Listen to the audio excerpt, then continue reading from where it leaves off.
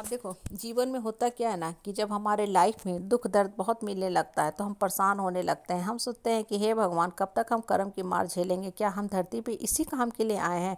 भगवान ने मुझे क्या इसी काम के लिए ही सिर्फ मेरा जन्म धरती पे करके भेजा है कि सिर्फ और सिर्फ हम लोगों की जली कटी बातें सुनते रहें, दुख में रहें और अपने आप को, अपने भाग्य को कोसते रहें?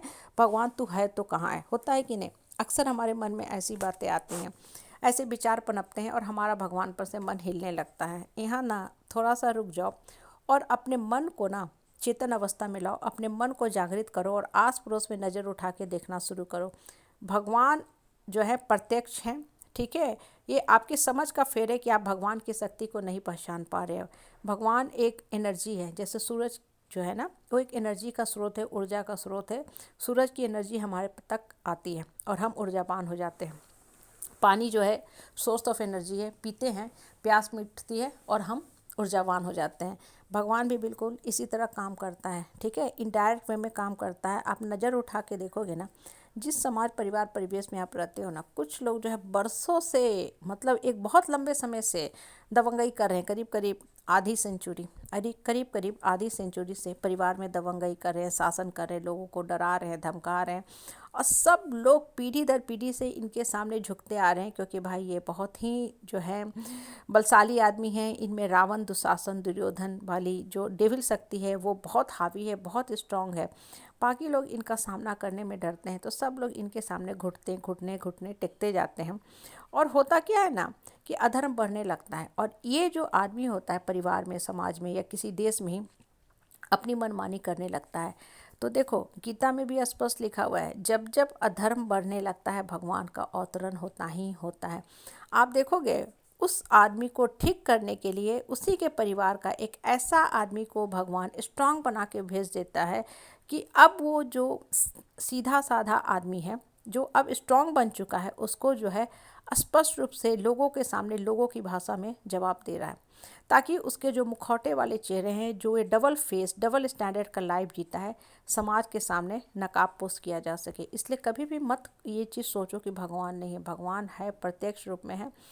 अपने अंतर मन की शक्ति को जागृत करो, अपने आप को स्ट्रांग करो, तब आपको पता चलेगा कि भगवान कैसे काम कर रहा है। हाँ, कैसे भगवान की शक्ति काम कर रही है, लेकिन आपको उस कॉन्शसनेस में, उस मन स्थिति में बैठनी पड़ेगी। अगर आप सिर्फ शो ऑफ का लाइफ जियोगे, व्हाट्सएप, फेसबुक, सोशल मीडिया में जो cosmetic, artificial, mechanical, fabricated life होते हैं ना, उसका चश्मा लगा के आप दुनिया को देखोगे ना, तो I am very sorry to say आपको भगवान कभी नहीं दिखेगा।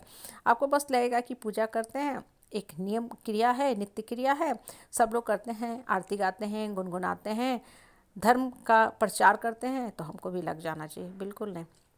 भगवान की पूजा करो या ना करो, वो आपकी अपनी मर्जी है, लेकिन भगवान पे विश्वास सबसे पहले करो। आपका जो फेथ होता है ना भगवान के ऊपर, वही आपके अंदर की शक्ति को जनरेट करता है। हाँ, आप बहुत व्रत नहीं कर पाते, निर्जला नहीं कर पाते हो, आप लंबी चौड़ी तीर्थ यात्रा भी नहीं कर पाते हो, बहुत विधि विधान, रीति रिवाज से भी पूजा नहीं करते हो, जैसे मैं भी। भगवान पे मेरी अदम्य विश्वास है और मेरे अंदर की शक्ति जो बोलती है ना, वो मेरे भगवान की शक्ति है।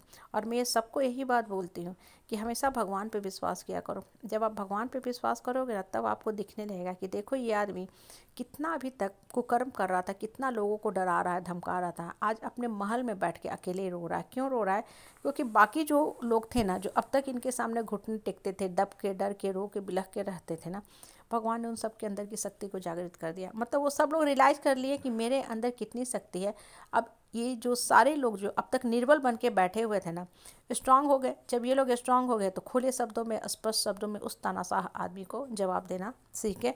अब वो इंसान अकेले बैठ के, महल में बैठ के दुबक के, सुबक के पड़ा हुआ है, रो रहा है। इनफैक्ट वो अपने कर्मों की मार झेल रहा है। इसलिए हमेशा अपने मन को स्ट्रांग करने के बारे में सोचा करो। मैं अपने हर वीडियो में, अपने हर साथी, समाज, दोस्त, साथी जहाँ मैं बैठती हूँ, बातें करती हूँ, मिलती हूँ, पहला जो मेरा शब्द होता है वो यही होता है, पहला जो वाक्य होता है वो यही होता है, अपने अंतर मन की तरफ झाँको, फील करो कि मेरे अंदर कितनी शक्ति है। और जब आप सत्य का साथ देने का साहस आपके अंदर आ जाएगा, धर्म को आप समझने लगोगे कि सही क्या है, मेरे अंदर कितनी शक्ति है, तब उस दिन से आपको कोई भी डराएगा, धमकाएगा नहीं।